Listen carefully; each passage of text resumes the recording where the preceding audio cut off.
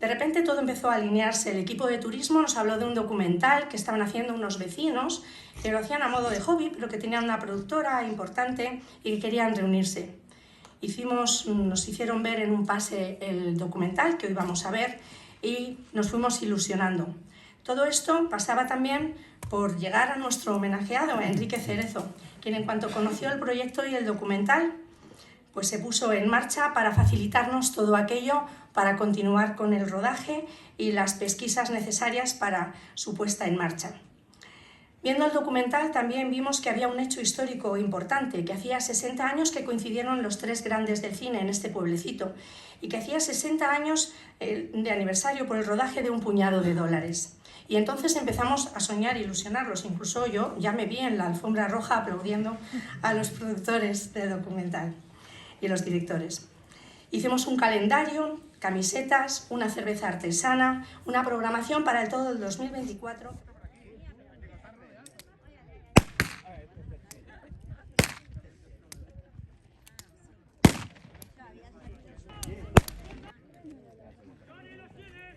¡Apártense del camino, vamos!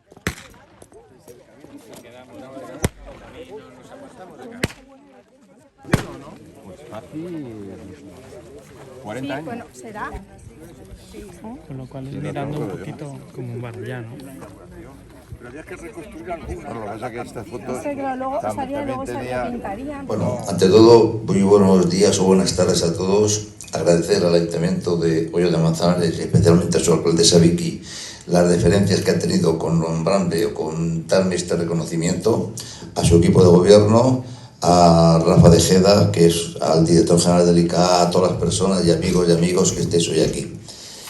Mira, hace ya muchísimo tiempo, cuando yo acabé el preuniversitario, se me plantearon dos cosas en mi vida, que era estudiar cine en la Escuela de Cine, que estaba muy cerquita de la Plaza de Colón en Madrid, y era una carrera muy larga, empecé en 6 años, en aquella época 6 años, que era una carrera como larguísima.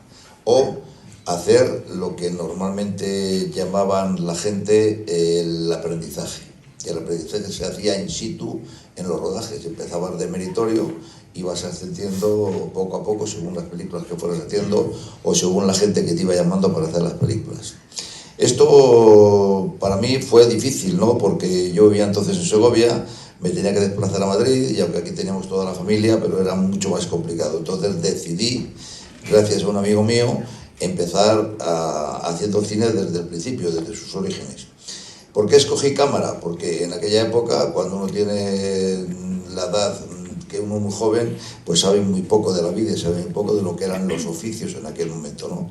Elegí cámara y empecé de meritorio de cámara en una película maravillosa que se llama Un millón en la basura, que dirigía José María Forqué, persona a la cual luego hice casi todas sus películas de meritorio, de ayudante, y luego fue con el fundador de GEDA, que es es una entidad de gestión que defiende los derechos de la propiedad intelectual de todos los productores, y tuve la gran suerte de mi primera película hacerla con él, con López Vázquez, con Julia Gutiérrez Cava, con Juanjo Menéndez, en fin, con todos los grandes actores de aquella época.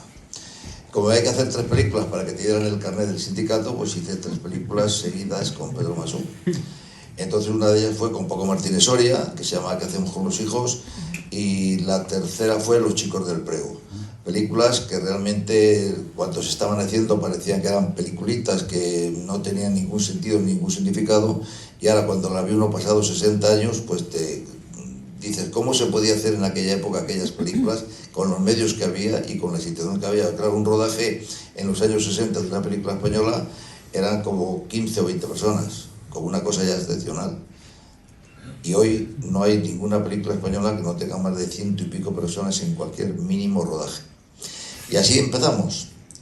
Tuve la suerte de, por circunstancias, de conocer a gente que trabajaba con otras productoras que no eran Pedro Masó, y una de esas películas pues me vino aquí por primera vez hace ya tantos años que ya ni me acuerdo. Sé que me acuerdo que llegar aquí nos recogían en la Plaza España, en el portal de la productora en la calle Gran Vía, al lado del Cine Coliseo, que tenía la compañía de Eduardo Manzanos, que era el productor, y nos traen en un autocar, nos traían aquí a Hoyo de Manzanares, y nos subían hasta donde podíamos llegar, porque entonces había un camino muy estrecho y era muy difícil de llegar ni menos con un autocar. Y aquí empezamos a hacer películas del oeste. El otro día me acordaba, porque estuve con Manolo Galeana, que es un gran actor del cine español, un magnífico actor, y yo me acuerdo de haber estado aquí con él cuando yo empezaba y él era muy joven, haciendo western, porque claro, no se imaginaba nadie que Manolo Galeana podía hacer un western, pues hacía western también Manolo Galeana. Entonces, el llegar aquí hoy pues es un gran recuerdo, es una gran alegría, y sobre todo pensar cómo ha sido o cómo era este magnífico pueblo de Manzanares y cómo es ahora, porque indiscutiblemente, para los que no lo hayáis visto en aquella época como yo lo vi, el cambio es sustancial. Le decía antes a Vicky, la alcaldesa, que me acuerdo que nos dejaban en un autocar al lado de un restaurante, en la misma carretera, al lado de un restaurante. Allí nos daban un café y nos subían para arriba, porque en aquella época, que no había muchos sindicatos, si empezamos a trabajar a las 8 de la mañana o las 7 en la Gran Vía que nos traían aquí, llegábamos aquí y eran las 10 y las 11 de la noche y seguíamos arriba en el pueblo del oeste siguiendo con la película. Y la verdad que, como he dicho antes, pues es una gran alegría, y sobre todo quiero una vez más felicitar a todas estas personas que han querido y que mantienen, como Yo Cine, que mantienen vivo el recuerdo de todo lo que se rodó aquí, porque no solamente se rodaron western, rodaron muchísimas películas. Aquí yo recuerdo una película que se rodó que se llama Comando Perdido, con Anthony Quinn, con Alain Delon, en fin, con unos actores importantísimos, ¿no? Y con unos grandes directores. Y yo creo que eso es lo bueno y lo bonito que tienen estos sitios, ¿no? El poder recordarlo. Yo, que también he hecho años y años películas en Almería, pues la verdad es que los decorados se han guardado y ahora están en un plan turístico que tiene una cantidad de visitantes que no os podéis ni imaginar. Hace poco tiempo que yo estuve allí, la verdad que ahora ves todo aquello, lo ves todo nuevecito, preparado para que el turista lo pueda apreciar y lo pueda ver, y no tiene que ver nada con lo que era. Son los mismos edificios, pero todos reformados, todos retocados y todo. Pero claro, en aquella época había que hacer cine del oeste, y en el oeste no había tampoco grandes casas como para poder presumir de tener grandes mansiones allí, ¿no? Y la experiencia aquí era una experiencia buena, porque además aquí el único mal recuerdo que yo tengo de rodando aquí una película fue que había un especialista, que no me acuerdo cómo se llama, que tenía que saltar con una diligencia abajo en unos llanos que había por aquí, no sé, me imagino los Sagredo, tenía que saltar de la diligencia y el pobrecillo quedó prácticamente paralítico. Me acuerdo que además era un buen amigo, y la verdad que el hombre, luego ya no volvimos a saber nada de él, pero la verdad que se debió quedar para arrastre, porque aquí los especialistas han trabajado mucho, tirarse de rocas, tirarse con caballos, hacer 50.000 cosas que hacían aquí, no eran nada fácil, y menos en aquella época, porque ahora ya hay más preparación para que los golpes sean menos duros, ¿no? Pero en aquella época era prácticamente todo al día. Has estado en westerns también, tanto europeos como, digamos, de los de producción americana, que yo en esto también quería entrar, porque es verdad que cuando Clint Eastwood viene aquí, que aquella película era todavía muy... Bueno, aquí hicimos una película que se llama Un hombre llamado Nun. Sí, esa es en La Pedriza. En La Pedriza, ¿no? Pero en el caso de la de Clint Eastwood comía en la bolsita con el bocadillito como todo el mundo, había solo un coche de producción, bebía en botijo, y le doblaba a Manuel Vidri el rejoneador en las cabalgadas. Pero entonces era todavía, digamos que no había medios, pero tú sí que después has conocido lo que es trabajar en las superproducciones, aunque en una te quiero preguntar especialmente porque estabais en una unidad muy, muy reducida. En películas como La Hora del Coraje, y a partir de Capitán Apache, que es alguien por el que yo te quiero preguntar, estás con un director de fotografía muy querido que era John Cabrera. Johnny. Y creo que fuisteis un equipo muy, muy, muy pequeñito a Covadonga, a rodar. Sí, con Johnny Cabrera, que desgraciadamente ha fallecido. La verdad que nos unía una gran amistad. Era una persona que había nacido en Alicante, pero se había creado en Inglaterra, me parece, ¿no? Entonces era el director de un laboratorio de Technicolor y lo mandaban a él. Yo creo que es el hombre que mejor ha conocido España. No creo que haya habido ningún hombre que haya conocido España mejor que él, porque fue el que mandaban para que fotografiase todos los decorados de muchísimas películas que venían aquí. Como él lo conocía ya, le mandaban continuamente. Pero yo creo que se pasaba recorriendo España meses y meses y meses fotografiándolo, para que luego la gente, los productores eligieran, o el director eligieran los decorados. que le gustaba tanto la fotografía que se hizo director de fotografía. Y él era muy amigo de grandes directores, entre ellos, bueno, Johnny ha estado aquí en segundas unidades de director de fotografía en casi todas las grandes películas que se han rodado aquí, incluido Broston. Pero en esta película que me dices de... Con Richard Harris. Sí, El hombre de la tierra salvaje es una película muy curiosa porque es una película que él... se había producido una película antes que se llamaba Un hombre llamado Caballo, que había sido un gran éxito, y Richard Harris había sido el protagonista. Entonces, esa digamos que era la continuación, la película de El hombre de la tierra salvaje era la continuación. Y esa película tiene una cosa muy curiosa porque me acuerdo que se empezó rodada, la dirigía un director, Serafian, me parece que era Serafian, y el hombre tenía un actor que no le interesaba, no era Richard Harris, porque Richard Harris era el protagonista de la película, pero tenía un actor que no le interesaba, y de repente al mismo tiempo en Málaga se estaba rodando una película con Georgie Scott, que era algo como de cosas de droga, alguna cosa con Tony Musante y no sé qué más actores, y John Huston de actor. Entonces John Huston discutió con el director, discutió con George Scott, se marchó de la película y vino a hacer un papel importantísimo en esta película, en El hombre de la tierra salvaje. Se rodó también, como digo antes, por toda España y sobre todo en los lagos de Covadonga, que era, la verdad, era un espectáculo rodar allí, pero un verdadero espectáculo. Y se rodó también mucho en el Pinar de Balsaín, en Segovia, donde las nevadas que había eran tan impresionantes. Bueno, esa es la primera película que nos dan trajes térmicos para poder aguantar los fríos en Soria, en Covadonga y aquí en Balsaín. Y Johnny, que era un buen tío, luego volví a trabajar, le vi mucho antes, le vi unos años antes de que falleciera, porque le hicieron un libro que tengo y que me dedicó, y la verdad que era un buen tío, Talent for Loving, ahí estás con Richard Quine, protagonizada por Richard Widmark, y ahí quiero hacer una mención a una amiga común muy querida que era Yvonne Blake. Ahí empezó Yvonne. Esa película para mí tiene dos curiosidades, porque fue una película que después de acabar la película nos tuvimos que ir a la mili y nos destinaron aquí en Colmenar el Viejo y coincidimos en la mili con el Gil Carretero, que fue novio y marido y padre de los hijos que tuvo Yvonne. Y desde entonces, desde aquella época, fíjate, hemos mantenido una relación fantástica con Yvonne. Y Yvonne ha sido la única persona que ha sido capaz de convencerme para yo ser de la Academia de Cine. Fue la única que me convenció. Bueno, Un talento para amar es una película que nunca se iba a estrenar en España, que la dirigía Richard Quine, que acababa de hacer una película con Ben Alice y Jack Lemmon, Cómo matar a su propia esposa. Una película deliciosa, pero esta película era una película que hacía un papel de mexicano, que era su primera película, un actor israelí que nada más acabar esa película hizo El violinista en el tejado, que era Topol. Yo no le he vuelto a ver desde entonces, y había otro actor maravilloso que era, aparte de Richard Widmark, era César Romero, un actor que era muy alto, con el pelo blanco, tenía ahí era una buena película esa, se rodó muy bien además, una gran película. La conservación del patrimonio fílmico.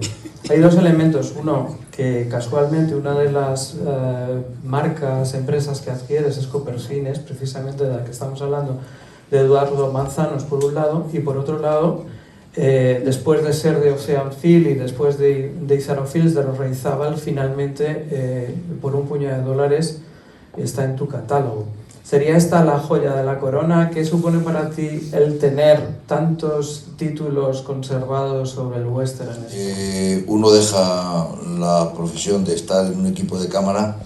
Yo lo que me planteé fue pues el intentar buscar otras soluciones, ¿no? Incluso marché a Inglaterra. Hice una película magnífica con uno de los mejores directores de la historia de cine, que se llama George Cukor, que se llamaba Viajes con mi tía, que es una película maravillosa, una película preciosa, donde se me ofreció para tanto los productores como el director llevarme a Estados Unidos para seguir trabajando allí. La verdad que me parecía una idea tan arriesgada que la verdad que preferí quedarme aquí y seguir con nuestra historia, con nuestras cámaras y con nuestros equipos. Total, que pasó el tiempo y gracias a Ramón Massad, que ha sido uno de los grandes fotógrafos que ha habido, conseguimos hacer un documental para Ministerio de Cultura, creo que era, o el Ministerio de Turismo que había antes. Y ahí fue cuando empieza a surgir el vídeo, en los años 80, primeros de los años 80. Y entonces, como era un tema que estaba tan en boga y comprar un videocassette en aquella época te podían tardar más, que la SEAT te daba un 600, podía tardar un año o 6 meses. Entonces esperábamos a que tener ese vídeo, ¿no? Entonces pues montamos una tienda aquí en Madrid, en la calle Jorge Juan, que fue el primer videoclub que hubo en Madrid de calle, cuando el videoclub eran 5 películas y se vendían solamente aparatos, y 5 películas, 5 títulos, y además con una calidad espantosa, pero vamos, la gente los compraba y tal y cual. Entonces ahí empezamos a distribuir, ya una vez fuera del sistema de cámaras y de cine y de rodajes, empezamos a distribuir películas de vídeo. Y gracias a ese momento es donde yo conozco a casi todos los productores que no había trabajado con ellos cuando yo era ayudante de cámara, y afortunadamente los conocer era para que te dieran las películas para los catálogos de vídeo. Entonces llegué a conseguir tener aquí la Metro Goldwyn Mayer, que distribuíamos durante muchísimos años todo el catálogo. Ese mismo catálogo lo distribuíamos en Argentina, en Uruguay, en casi toda Sudamérica, Centroamérica y Sudamérica. Y así empezó una relación hasta que un día había una compañía muy importante de cine que se llamaba Orion, que es la que hacía Robocop, La Mujer de Rojo, en fin, una serie de películas importantísimas de aquella época. Era como una multinacional, como la Ford, como la Metro. Y el presidente de esa compañía había comprado una compañía que yo distribuía en vídeo aquí en España, que era American International, que es una compañía de Roger Corman, que era un director que hacía y producía películas muy, muy baratas, y habían comprado esa compañía. Y un día le pregunté por qué la había comprado, y dice, no, porque estamos intentando aglutinar muchas películas, porque ahora con el tema este del vídeo puede haber mucho negocio y tal y cual.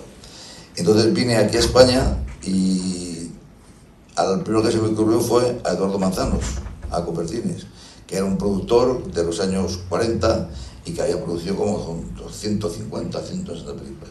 Y llegué a un acuerdo con él ya estaba en una edad avanzada, y le compré la compañía, compré Copercines.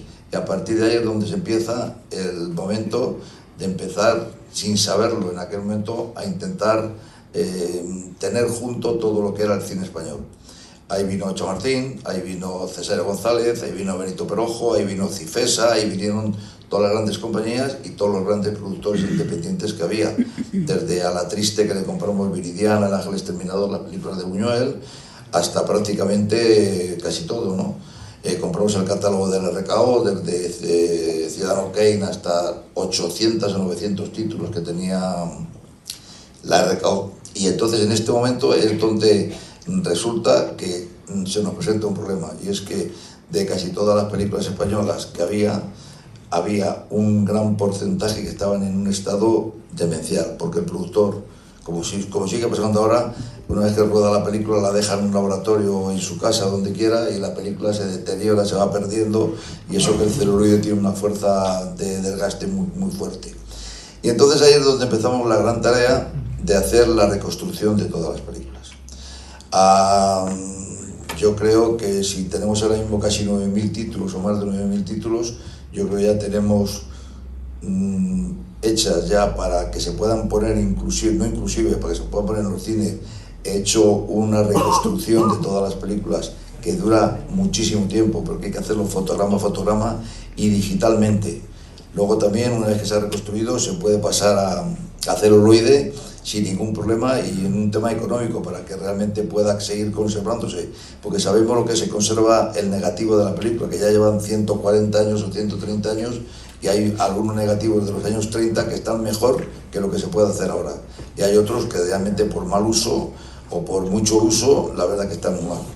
Y entonces ahí es donde empezamos a hacer la reconstrucción de todas estas películas, y en eso es en lo que estamos, y afortunadamente hemos tenido la posibilidad y los medios, porque son largo y costoso el tema, hemos tenido la ocasión de poder hacerlas sin necesidad de ninguna ayuda, ni la hemos pedido ni la necesitamos, y lo único que consentimos es que realmente ese patrimonio cinematográfico español esté en perfectas condiciones para que se pueda ver donde quiera, como se quiera y en el sistema en que se quiera.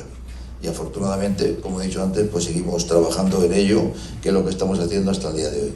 Yo creo que sé ahora mismo que no hayan sido organismos públicos que... Pero se debe de decir, ¿no? Y es que el productor español, cuando decía la coproducción, muchos de estos westerns que ahora o que se verán en el documental, el negativo, como en España nunca sean las películas eran mayoritarios, sino que los mayoritarios eran los italianos, pues el negativo sí iba a Italia, y de Italia es donde se hacía todo.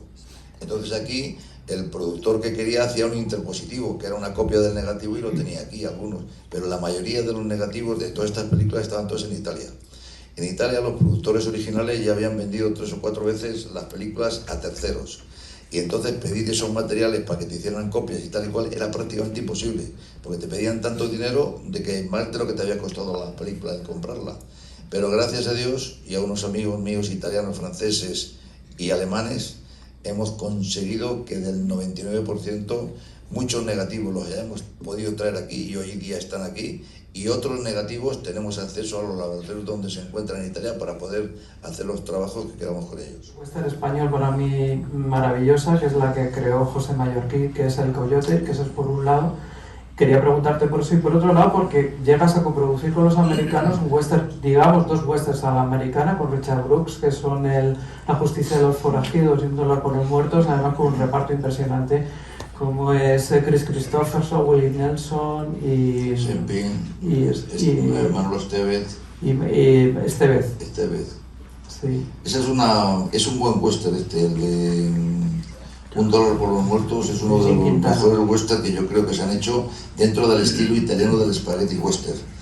Y la otra era una película clásica que coprodujimos con la NBC, es una película clásica americana, ¿no? Con Chris Christopherson, Willie Nelson, que de verdad eran 2 personajes maravillosos. Y la película, si no la han visto y algún día la pueden ver, verán que hay un papel de un actor español, uruguayo, que es Sancho Gracia, que está genial, pero realmente genial.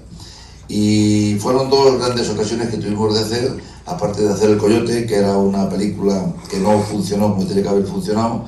Tenía un personaje fantástico que era Coronado para el 8, y así es mejor Coyote que se ha podido hacer y que yo creo que se hará. Pero Mario Camus no dio con la tecla del western.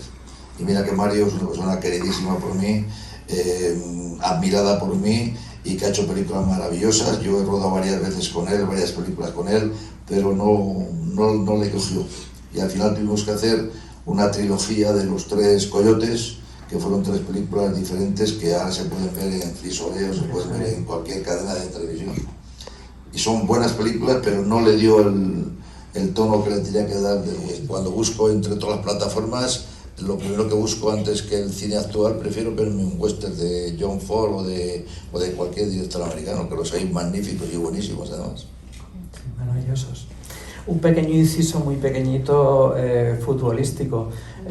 Jugaste un partido con Martin Feldman, sí, el jorobado del jovencito Frankenstein, ¿no?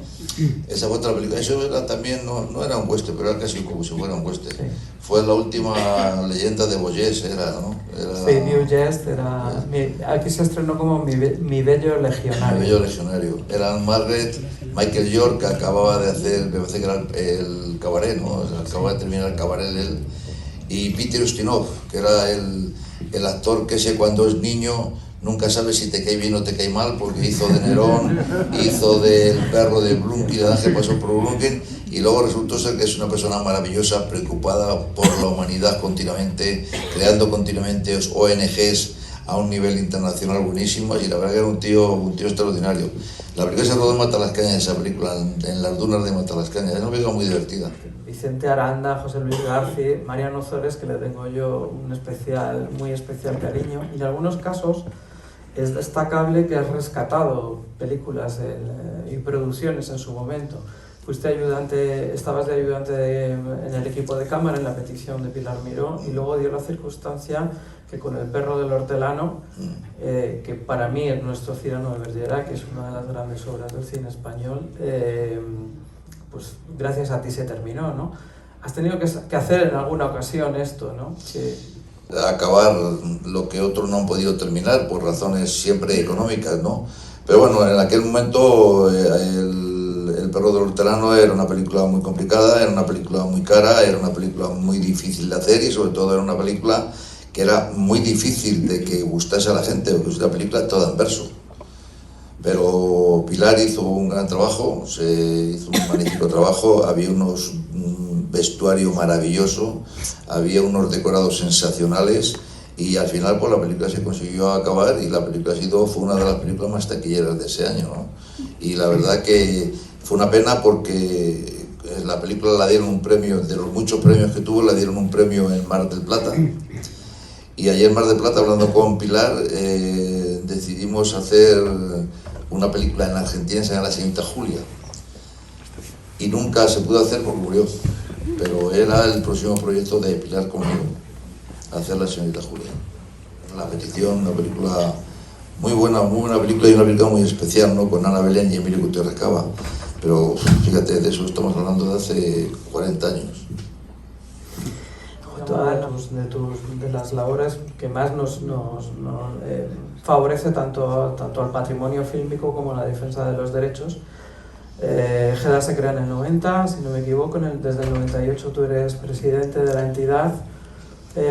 Has hecho bandera, ¿no? por los derechos de los productores y en lucha contra la piratería, ¿no? Hombre, yo claro, porque si no, no tendríamos ni músicos, ni escritores, ni directores, ni actores, no tendríamos nada, ¿no? Hay gente que lo hace de una manera inconsciente porque no sabe exactamente lo que realmente es y hay otros que lo hacen por ahorrarse dinero, por circunstancias. Pero yo lo que siempre digo y lo que siempre explico es que normalmente todo el mundo tiene derecho a su trabajo y a que su trabajo sea compensado de una manera económica, mucha, poca o demasiada, pero que tienen que tener esos derechos y para protegerlos. Por eso se crea GEDA, como está la SGAI, como está otra serie de entidades de gestión, que realmente estamos para defender los derechos de los productores en el caso de GEDA y sobre todo los derechos de propiedad intelectual de cualquier rama artística que se refiera. La SGR, que ayuda a muchísimas producciones. Dos elementos que para mí son de cabecera. Uno, 8 Madrid, que tiene una programación que a mí me encanta particularmente, y Flixolé, que a mí, aparte de que hay 3 películas mías dentro, que bueno, también me hace ilusión, pero es un banco de datos infinito para mí. O sea, desde luego, para cualquier investigador y cualquier aficionado al cine, es el banco de datos perfecto sobre el cine español. Bueno, aprovechando que salieron una serie de licencias para la Comunidad de Madrid de televisión, pues optamos por una. Tuvimos la suerte de que no se presentó mucha gente y realmente para nosotros era como una válvula de escape de dar a conocer un tipo de cine que nunca se había visto en España, o que si se había estrenado en una semana en unos cines y había desaparecido de la circulación las copias. Entonces para nosotros fue una gran alegría el poder obtener una licencia de televisión aquí en la Comunidad de Madrid y es la verdad que es una guía bastante importante para todo aficionado al cine y sobre todo al cine español, porque de verdad si veis la cantidad de llamadas que hay, la cantidad de felicitaciones que se tienen, gente que le importa 3 narices pero a las 10 de la noche o a las 8 está viendo su película española o su película de coproducción con Italia, Francia o Argentina, la están viendo en 8 Madrid y la verdad que nosotros estamos encantados y la verdad que ha sido para nosotros una gran alegría la aceptación tan grande que ha tenido, sobre todo en audiencias que ha tenido la televisión 8 Madrid. Ya te digo, para mí absolutamente que los dos nos acompañan y que estoy seguro que te querrían hacer alguna pregunta o algún tipo de intervención. Muchas gracias. Muchas gracias. Buenos días a todos y a todas. Bueno, en primer lugar, felicitar a la alcaldesa y al municipio de Oller de Manzanares por esta iniciativa, por el homenaje a Enrique, por apostar por el cine español, una ciudad de cine, un año de cine. Yo creo que justo estuvimos con Mariano en México hablando de turismo de pantalla y se ponía en valor precisamente iniciativas como la de Oyo, en las cuales pues, se apuesta por recuperar ciudades emblemáticas para el cine. Oyo de Manzanares no solo es conocida por un puñado de dólares, sino que creo que se rodaron más de 130 películas y yo creo que apostar por esa recuperación o por identificar a Oyo también, aparte por ser un municipio bellísimo, por el cine español, yo creo que es una iniciativa que desde el punto de vista del ICA apoyamos y valoramos muy positivamente, y felicitamos a la alcaldesa y a todo su equipo por este empeño. También felicitar por el acto homenaje a Enrique, yo creo que es merecidísimo. Es una persona que tanto Víctor como él mismo lo han puesto en valor. Cuando hablamos de patrimonio cinematográfico es inevitable hablar de Enrique Cerezo, y fundamentalmente porque luego igual me riñe, porque me equivoco en las cifras, pero lo ha dicho él, tiene más de 9.000 películas.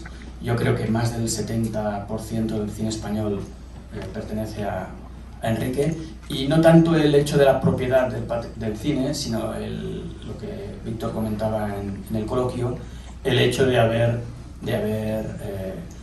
apostado por la conservación y restauración de cine español.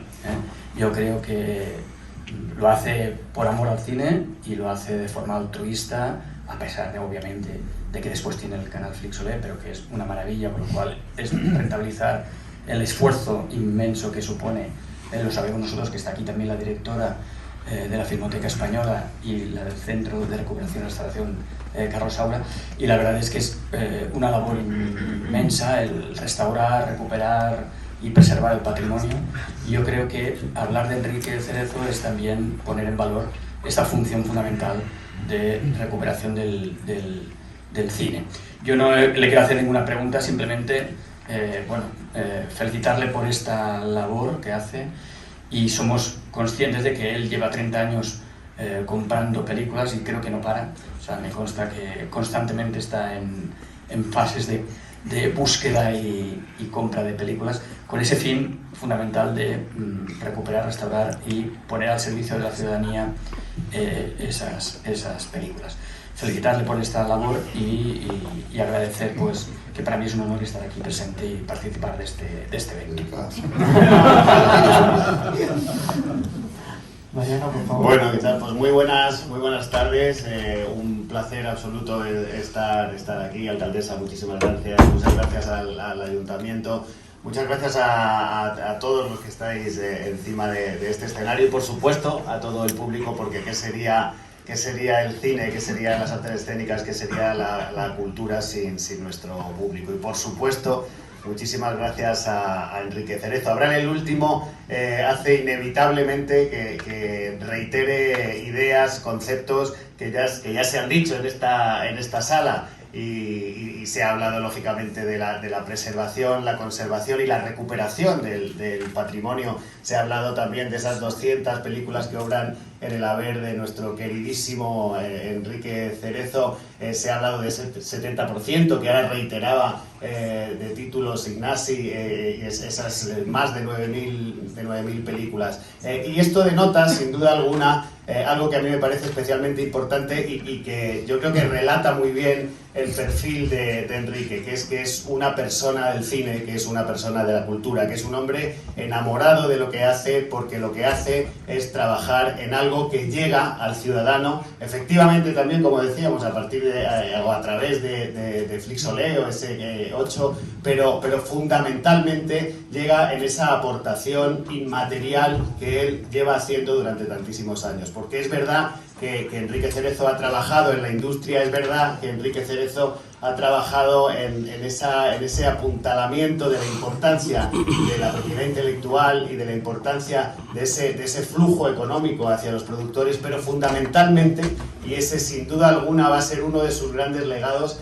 está esa aportación inmaterial que él está haciendo a todos y cada uno de los ciudadanos a partir de su aportación, a su vez, a la cultura, como digo, y al patrimonio y al acervo cultural de este país y de todo el mundo, porque realmente su actividad no se centra en lo regional. Él también, por supuesto, tiene los derechos de por un puñado de dólares y también ha rodado en Hoyo de Manzanares, pero esto no es regional, no es nacional, esto tiene un alcance absolutamente internacional, porque es parte de nosotros mismos, porque es, insisto, nuestro acervo cultural, y en ese sentido creo que su figura es fundamental en la historia y en la explicación de nuestro avance patrimonial con respecto a ese legado que nos deja. Y además Enrique es un hombre del deporte y eso es especialmente importante para mí por la cartera que dirijo y entiendo que también para el mundo de la cultura, porque el deporte también es cultura de un país y en Enrique se aunan esos dos elementos que a mí me parecen especialmente reseñables, especialmente resaltables y que él lleva además como si no pasara nada, o sea, como si el día tuviera no 24 sino 48 horas, lo vemos siempre contento, siempre sonriendo y siempre cercano a aquello que hace y cierro mi intervención con esta idea, porque aquello que hace es aquello que ama, que es el cine, que es el deporte, que es sin duda alguna aquellos que le rodean, que son los receptores de todo ello, o sea que en ese sentido muchísimas gracias, es un absoluto placer estar hoy aquí acompañándote y que sigan por muchísimos más años tu actividad en todos estos ámbitos que estamos comentando y que seguramente, si quisiéramos detallarlos todos, necesitaríamos no una mañana, sino un año entero. Muchísimas gracias, Enrique. Gracias a ti, Mariano. Muchas gracias.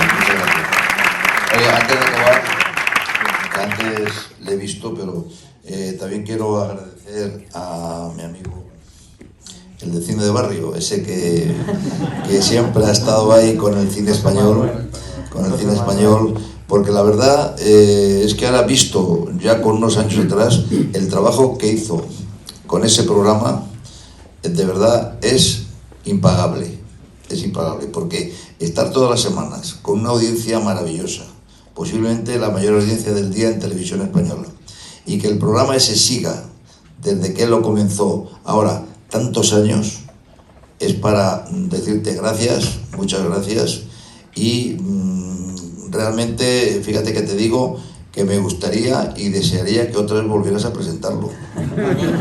Sí, la verdad que tú sabes que en aquella época era muy complicado, pero fíjate tú, y lo digo y siempre lo he reconocido y te lo he dicho a ti siempre, José Manuel, que el verdadero creador y que después de eso dejó ya el camino tan hecho, de que fíjate, estamos 30 años después o 30 años después, sigue el programa funcionando y sin ningún problema. Así que gracias. Te agradezco las palabras y la verdad que yo sin tu cine no hubiera sido nada en este país, porque había trabajado mucho, había hecho muchos programas, pero realmente se lo debo casi todo a cine de barrio. Y tú siempre colaboraste cuando te pedí algún favor, algún derecho a alguna película, siempre colaboraste con cine de barrio y bueno, que te estoy muy agradecido.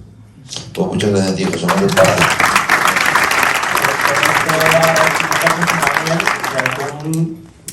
Citando a alguien que los dos admiramos, que es Julio Leiva, poniendo el foco donde tiene fui ayudante de él en varias películas. Sí, poniendo el foco donde tiene que estar, ¿no? Hay una anécdota maravillosa que me comentó en su día Tato Romero Marchén, que siempre decía Julito Leiva, ¿has rodado el plano del pato? Siempre recordaba, y entonces yo siempre digo, he rodado el plano del pato. El plano del pato es para que cuando luego no te montan metes el pato, que se hacía mucho en Curro Jiménez, ¿no? Pues cerrando esto, creo que sigue siendo y que de verdad vuelvo a decir que es merecidísimo, de verdad, alcaldesa, es absolutamente merecido este homenaje. Y solo dos detalles finales. Uno, los que fuimos somos la generación del videoclub, los que nacimos con eso, sí quiero recordar algo muy especial. Una de las películas que más machacadas podíamos tener en nuestra casa era Y si no nos enfadamos, con Terence Hill y Bud Spencer. En esa película estaba Enrique en el equipo y esa película se rodó, el decorado principal era justo al lado del Vicente Calderón y se ve todo el tiempo el Vicente Calderón. Y un último detalle más, decirte que si algo envidio en esta vida es tu pelo.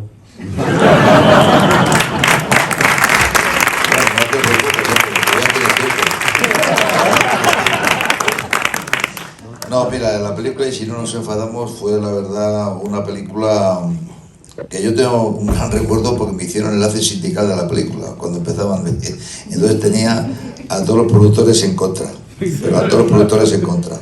Y una de las veces me acuerdo que hubo un problema en el rodaje porque uno de los juegos que habían en esas ferias era que cogías un cacharro, lo tiraba y explotaba contra algo que chocaba y pegaba como una explosión.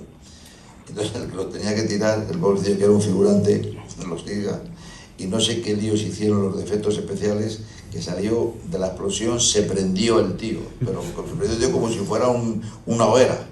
Y entonces, no veas, tuvo quemaduras, tuvo de todo el pobre hombre y tuvimos ahí que cuidar de tal y cual.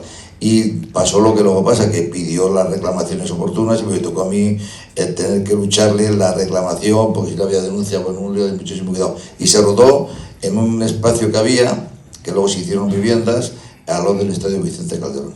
Y era una de las primeras películas después de hacer Los Trinidad de Terence Hill y Bud Spencer. Con Terence Hill le veo de vez en cuando, pero a Bud Spencer hizo una película con nosotros, una película que dirigió Eduardo Campoy, y era un tío fantástico, era nadador y boxeador en su época, y ganó muchísimo dinero, pero lo invirtió todo en una empresa privada de aviones y perdió todo, y aún así con sus hijos de vez en cuando los veo. Al hijo de Bud Spencer le veo de vez en cuando. Y a Terence Hill también alguna vez le veo en Roma o en algún festival, siempre le veo y recuerdo. Lo que pasa es que, claro, era tal el éxito de estos dos señores en todo el mundo que no ves lo que era. Y esa película es una de las películas que fue coproducción con España y que Manuel Barbero, que era un actor, un viejecito que salía siempre con unas refitas, le hizo repetir el director Marcelo Fondato 150 veces una toma. Y está en la película 150 veces, y era una cosa horrorosa. Y el pobrecito se tiraba, se volvía a levantar, porque le había pegado una paliza a unos tíos, se sentaba, se volvía a levantar, y venga, y otra vez, y otra vez, y otra vez. No podéis imaginar lo que era, sobre todo por la edad que tenía el actor. Pues muchas gracias, Enrique. Seguimos un poco con el acto. Gracias. Pues oye, muchísimas gracias a todos. Gracias otra vez a la alcaldesa, aquí a la corporación, a Mariano, a Ignasi y a todos ustedes, por supuesto, a Parada. A ver si otra vez vuelve. Vamos a hacer una manifestación para que vuelva. Y gracias a todos ustedes y muy agradecido, de verdad. Gracias.